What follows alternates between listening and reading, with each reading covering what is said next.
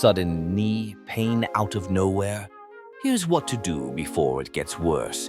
Knee pain can strike unexpectedly after a walk or a long day standing. The key is not to push through it. Stop what you're doing and give your knee a break. Apply an ice pack for 15 to 20 minutes every few hours to reduce swelling. Wrap your knee with an elastic bandage for gentle support, but not too tight.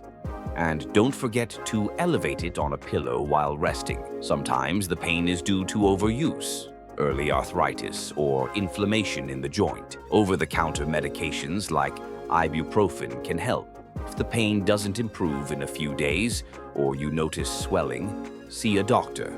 Persistent knee pain could signal underlying issues like osteoarthritis or patellofemoral pain syndrome. Why wait for a doctor's visit? Find out what's going on right now for free at ubiehealth.com. The Ubie AI Symptom Checker is the only free, doctor-approved AI trusted by 12 million users. Like and follow for more wellness insights your body will thank you for.